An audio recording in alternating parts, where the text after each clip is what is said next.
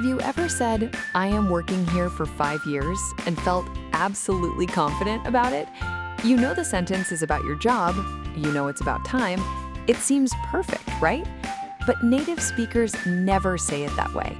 And that's the moment most English learners get stuck, frustrated, and confused. Here's what's actually happening. English has a hidden rule about time that textbooks barely explain. It's called the present perfect. And it's not complicated once you understand the real reason it exists. Once you understand this rule, your English will sound so much more natural. You'll finally know why native speakers choose certain words in certain moments. Most learners think the present perfect is just another tense. It's not. It's a tense that connects two moments in time. It's a bridge between the past and the present. Let me explain this clearly. When you say, I am working here for 5 years, you're using the simple present tense. The simple present describes what you do regularly, or what is true right now. But here's the problem. 5 years is a long time. 5 years isn't just about now. 5 years connects the past to right now. The simple present doesn't do that. It can't. It only talks about right now. That's why native speakers never use it for this situation. Native speakers say this instead. I have been working here for 5 years. Listen to the difference carefully. I am working, that's present tense, only about now. I have been working, that's present perfect. It reaches back into the past and connects it to right now. It shows a journey that started in the past and continues to this moment. Think of the present perfect as a bridge. On one side is the past, on the other side is the present moment.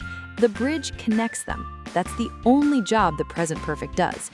It shows a connection between something that started in the past and is still true now, something that started years ago and hasn't finished yet.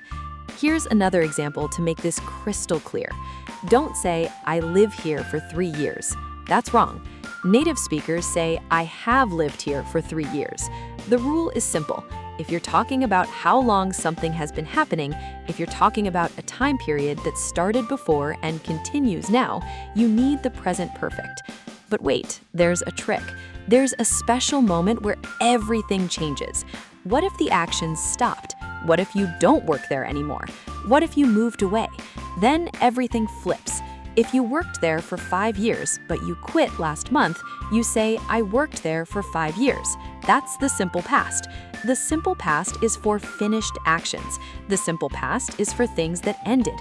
The present perfect is for actions that started in the past and haven't finished yet. Here's the difference, and this is crucial. I worked at Google for 2 years. You don't work there now. That's finished. That's simple past. But I have worked at Google for 2 years. You're still working there right now. You're still employed. That's present perfect.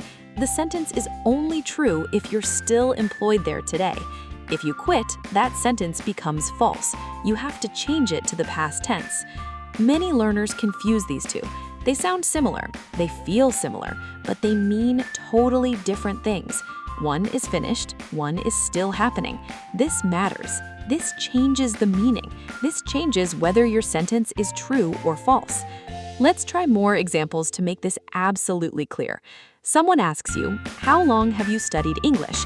If you're still studying right now, if you studied this month, you say, I have studied English for 3 years. The action is not finished. But if you stopped studying English 5 years ago, if you quit school and never studied again, you would say, I studied English for 3 years when I was in school. The action ended. The door closed. Here's another common mistake that trips up thousands of English learners. Don't say, I have never been to France. Wait, actually, that one is correct. That sentence is perfect. I have never been to France is exactly right. You're using present perfect because you're talking about your whole life up to this moment. Your life isn't over. You might go to France tomorrow. So you use present perfect to connect your entire past to right now. But here's where learners get confused. They say, I have been to Paris in 2015. That's wrong. That sentence sounds unnatural. If you mention a specific year, if you give a specific date, the action is finished. The past is closed. You use simple past instead. I went to Paris in 2015. The year makes it specific. The year makes the past closed. The specific time closes the door on the present perfect. This is the core rule. Present perfect connects the past to now. Simple past is finished and closed. If you use a specific time, like in 2015, or last year, or 3 days ago, or in 2020, you close that door. You use simple past.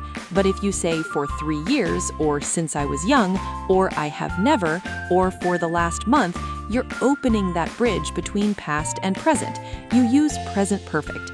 Let me give you the clearest way to remember this. Ask yourself one question. Is this action still happening right now, or did it finish? Is it still true today? If it's still happening, if it's still true today, use present perfect. I have lived here for 10 years and I still live here. The action didn't end.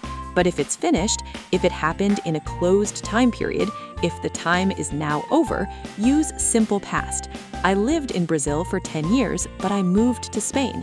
Brazil is in the past. That chapter closed. Here's a practice moment. I'm going to say 6 sentences. Listen carefully. Decide if each one is correct or wrong. Think about whether each action is still happening right now or finished. Sentence 1.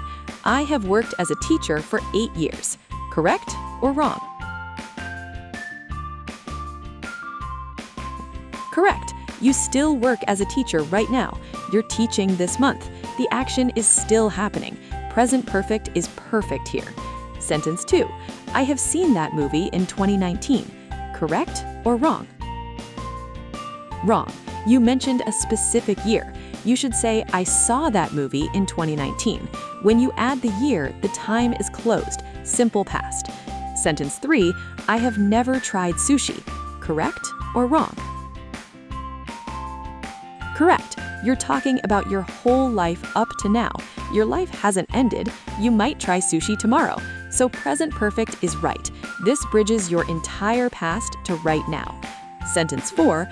I have visited Tokyo last month. Correct or wrong? Wrong.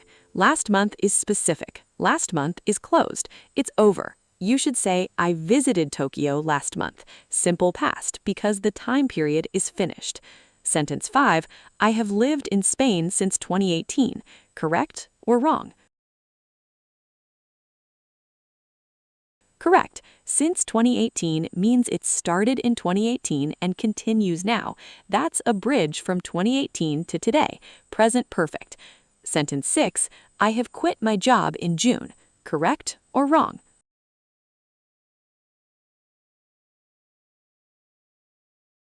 Wrong.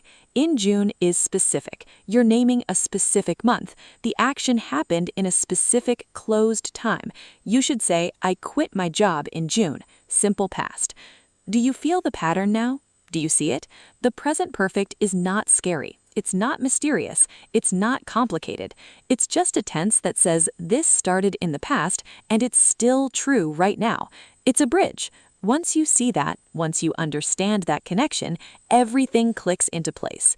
This is why native speakers never say, I am working here for 5 years, because 5 years isn't just about right now.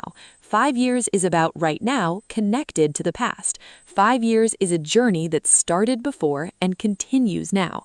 And that's exactly what the present perfect does. It bridges those two moments together. It connects them.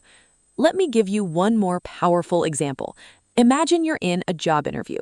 The interviewer asks, what experience do you have? Don't say, I am working as a developer for 4 years. They will notice that sounds wrong. Instead, say, I have worked as a developer for 4 years. That sounds natural. That sounds confident. Native speakers will nod. They will understand you perfectly. So the next time you talk about how long you've been doing something, remember this rule. If it started in the past and it's still true now, if the action hasn't finished, build that bridge. Use the present perfect. I have been working here for 5 years. Native speakers will hear that and understand you perfectly. They will recognize that you know the rule. You've just learned the rule that changes everything. You now understand why native speakers choose present perfect in certain moments. You know exactly when to use it. And from this moment on, your English will sound so much more natural. Your sentences will feel more confident. You are ready.